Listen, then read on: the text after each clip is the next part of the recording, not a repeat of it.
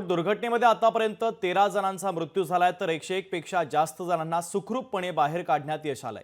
या दुर्घटनेच्या संदर्भात अधिकची चर्चा करण्यासाठी आणि प्रतिक्रिया देण्यासाठी स्थानिक आमदार महेश बालदी आपल्यासोबत जोडले जात आहेत। त्यांच्यासोबत आपण चर्चा करूया। महेशजी, स्वागत आहे तुमचं। गेटवे ऑफ इंडियाकडून एलिफंटाकडे जाणारी नीलकमल नावाची बोट उलटली, मोठी दुर्घटना घडली आहे। आतापर्यंत 13 जणांचे मृतदेह हाती लागलेले आहेत। मृतांचा आकडा वाढण्याची भीती आहे। 101 जणांना सुखरूपपणे वाचवण्यात यश आलंय। या दुर्घटनेच्या संदर्भातली तुमची महत्त्वाची प्रतिक्रिया। तुम्ही जे सांगितलं बोट उलटली नाही, बोटीला नौदलाच्या बोटीने ठोकलं। स्पीड बोटीचा कंट्रोल सुटला त्या चालकाचा, स्पीड बोट जो चालवत होता त्याचा, आणि त्याच्यामुळे ही दुर्घटना झाली। माझं याच्यामध्ये एक म्हणणं आहे की आपले जेव्हा बोटीचे मास्टर हे परीक्षा दिलेले MMD नी अप्रूव्ह केलेले असतात, पण नौदलाकडे अशी काही व्यवस्था नाही। तिथे नौदलाचे सैनिकच बोटी चालवतात आणि त्यांनी ही अशी परीक्षा दिलेली नसते, आणि त्याच्यामुळे या अशा दुर्घटना, यांच्या या स्पीड बोटींना स्पीड भरपूर आहे। स्पीड चालवणं सोपं असतं, कंट्रोल करणं फार कठीण असतं, आणि या अशा घटना याच्यामुळेच होतात की आज तुम्ही बघितलं तर घटनेत त्याला कंट्रोल झाली नाही बोट। काय होतं की हे नौसैनिक त्या विभागामध्ये गस्ती घालत असताना या अनेक बोटी, मच्छीमार बोटी चेकिंग करतात, प्रवासी बोटी चेकिंग करतात, कोण कोण पॅसेंजर आहे तो त्यांचा अधिकार आहे, ते आपल्या सुरक्षितकरता करतात, त्याच्यात काही संशय नाही।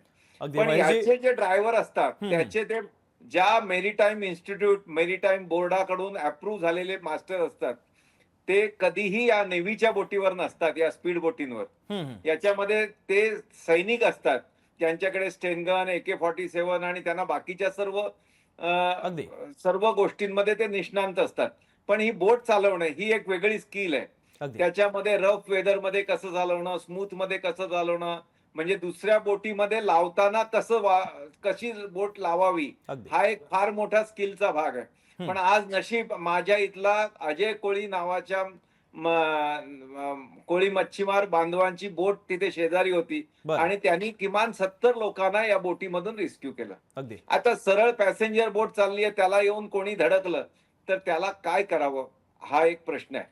अगदी महेशजी, तुम्ही जो मुद्दा उपस्थित केला, चालकाचं जे प्रशिक्षण असतं, तो मुद्दा देखील अत्यंत महत्त्वाचा आहे। एकंदरीत दुर्घटना घडली आहे, दुर्घटनेच्या संदर्भात कशा पद्धतीची चौकशी होणं आता गरजेचं आहे?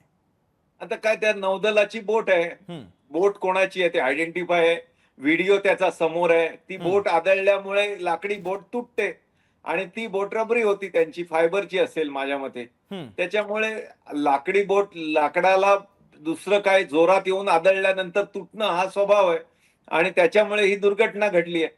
आता याची चौकशी काय, नौदलाची आपण तर चौकशीची मागणी करू शकत नाही, पण नौदलांचं ते कोर्ट मार्शल वगैरे होईल, आणि त्याच्यामध्ये कसं काय, आता याचे सगळ्याचे व्हिडिओज उपलब्ध आहेत, त्याच्यामुळे आपण कोणावर संशय घेण्याचं कारण नाही किंवा घातपात नाही, हा अपघात आहे।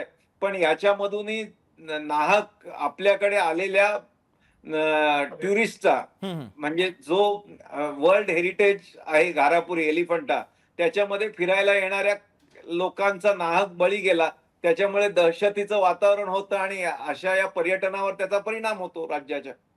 अगदी महेशजी, सरकारच्या वतीनं प्रत्येकी 5 लाखांची मदत मृतांच्या कुटुंबांना घोषित करण्यात आली। मदत एवढीच अपेक्षित आहे की जास्त मदत देखील मृतांच्या कुटुंबांना मिळेल? जर जखमींना त्याच्या ट्रीटमेंटला जास्त लागलं तर जास्त देतील, असं मुख्यमंत्र्यांनी हाऊसमध्येही सांगितलंय। जे लागेल ते देऊ।